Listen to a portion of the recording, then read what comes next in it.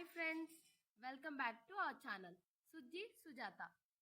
ఈరోజు నేను మీకు ఈస్ట్ గోదావరి స్టైల్ చేపల పులుసు ఎలా తయారు చేసుకోవాలో చూద్దాం. ఇది మేము కాకినాడలో ఉన్నప్పుడు మా పక్కింటి ఆంటీ గారు చేసేవాళ్ళు. చాలా టేస్టీగా ఉండేది. మేము కూడా ట్రై చేసాము, బాగా వచ్చింది. ఇది స్టెప్ బై స్టెప్ ప్రాసెస్గా చేస్తే చాలా బాగా వస్తుంది. సో ఈ వీడియోని స్కిప్ చేయకుండా చివరి వరకు చూడండి.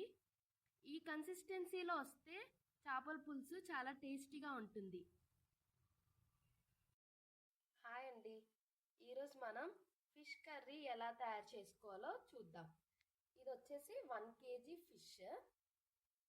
మేము బయట దీన్ని కడిగించి కట్ చేపించి నీట్గా తీసుకున్నాము.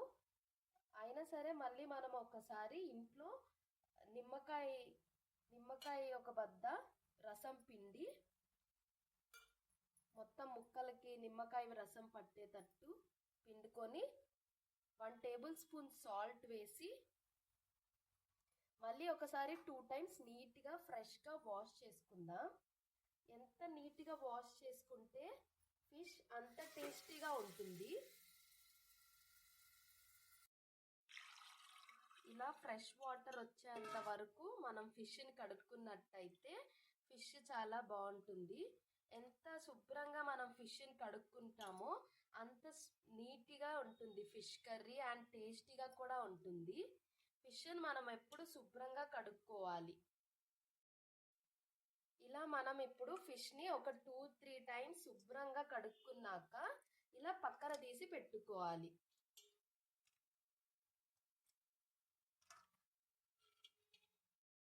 ఇప్పుడు మనం పక్కన పెట్టుకున్న ఫిష్లో 1/2 tablespoon పసుపు,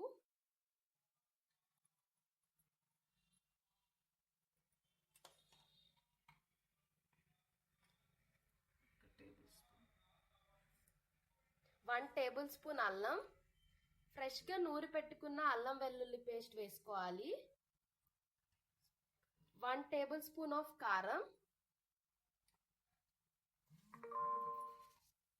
1 tablespoon సాల్ట్ వేసుకొని మొత్తం ముక్కలకి బాగా పట్టుకునేలాగా కలుపుకోవాలి.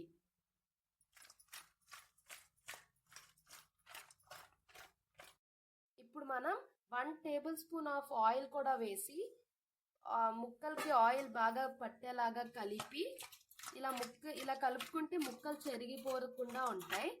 ఇలా కలిపి పెట్టుకొని మూత పెట్టుకొని ఒక అరగంట పాటు పక్కన పెట్టుకుందాం. ఇప్పుడు మనం 15 grams చింతపండుని నానబెట్టుకోవాలి. ఈలోపు మనం గ్రేవీ తయారు చేసుకుందాం. ముందుగా ఒక బిగ్ సైజ్ టమాటోని ఇలా కట్ చేసుకొని పీసెస్ లాగా 1 tablespoon ఆయిల్ వేసుకోవాలి. ఆనియన్స్ వేసుకోవాలి.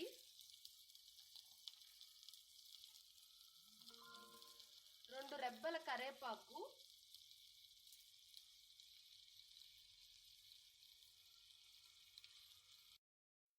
ఇప్పుడు మనం 1 tablespoon మెంతులు వేసుకుందాం.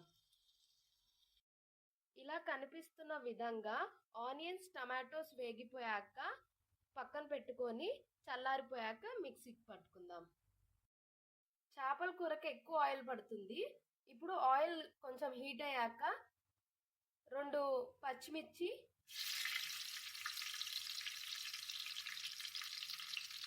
కట్ చేసి పెట్టుకున్న ఆనియన్, దాల్చిన చెక్క, లవంగాలు 2 వేసుకోవాలి. 2 రెబ్బల కరివేపాకు,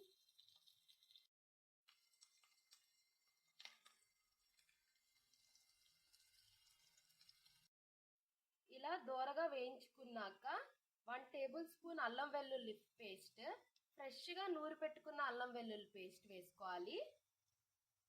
ఇప్పుడు మనం అల్లం వెల్లుల్లి పేస్ట్ పచ్చివాసన పోయేంతసేపు వేయించుకుందాం. ఇప్పుడు మనం పచ్చివాసన పోయిన తర్వాత చిన్న టమాటోని ఇలా చిన్న చిన్న పీసెస్గా కట్ చేసుకొని వేసుకోవాలి. వేసుకొని తిప్పుకుందాం. చూసారు కదా, ఇలా కొంచెం వేగినాక ఇందాక మనము ఆనియన్ టమాటో వేయించుకొని మిక్సీకి పట్టుకున్న గ్రేవీని వేసుకోవాలి. వేసుకొని తిప్పుకోవాలి. ఇలా 5 నిమిషాల పాటు ఉడికిన తర్వాత 1 టేబుల్ స్పూన్ ధనియాల పౌడర్, 1 టేబుల్ స్పూన్ జీలకర్ర పౌడర్, 1 టేబుల్ స్పూన్ మిరియాల పౌడర్ వేసుకొని తిప్పుకుందాం. నెక్స్ట్ మనం 1/2 టేబుల్ స్పూన్ పసుపు వేసుకోవాలి. 1 టేబుల్ స్పూన్ కారం, 2 టేబుల్ స్పూన్ కారం,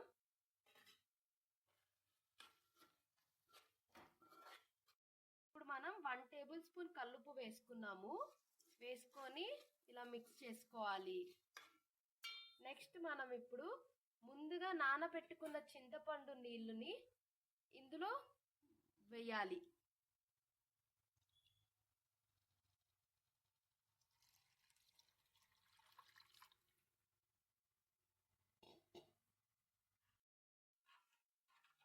ఇలా బాగా మిక్స్ చేసుకోవాలి. ఇప్పుడు మనం ఒకసారి టేస్ట్ చూసుకొని కారం ఉప్పు అన్నీ సరిపోయాలేవో చూసుకొని సరిపోలేనివి ఏమైనా ఉంటే యాడ్ చేసుకోవాలి. 5 నిమిషాల పాటు మూత పెట్టుకొని పక్కన పెట్టుకొని ఉడికించుకుందాం. ఇప్పుడు ఇలా బాయిల్ అవుతున్నప్పుడు ఇందాక మనం మ్యాగ్నేట్ చేసుకున్న పెట్టుకున్న ఫిష్ పీసెస్ని ఇందులో వేసుకోవాలి.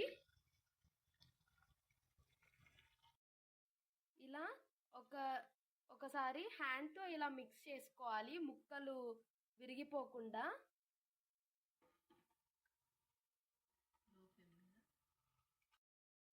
ఇంకొంచెం వాటర్ పడతాయని అనిపిస్తే 1 గ్లాస్ వాటర్ పోసుకోండి. ఇప్పుడు మనం ఒక అరగంట పాటు లో ఫ్లేమ్లో పెట్టుకొని బాగా ఉడకనిద్దాం.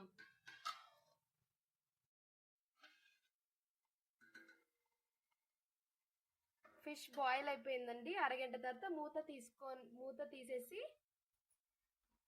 గార్నిష్ కోసం మనం పైన కొత్తిమీర వేసుకుందాం.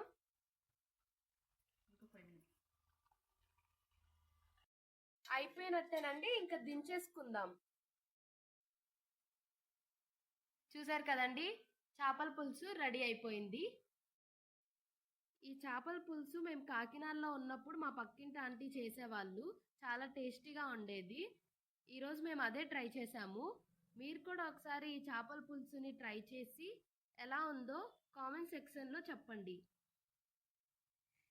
ఈ వీడియో కనుక మీకు నచ్చినట్టయితే లైక్ చేయండి, షేర్ చేయండి.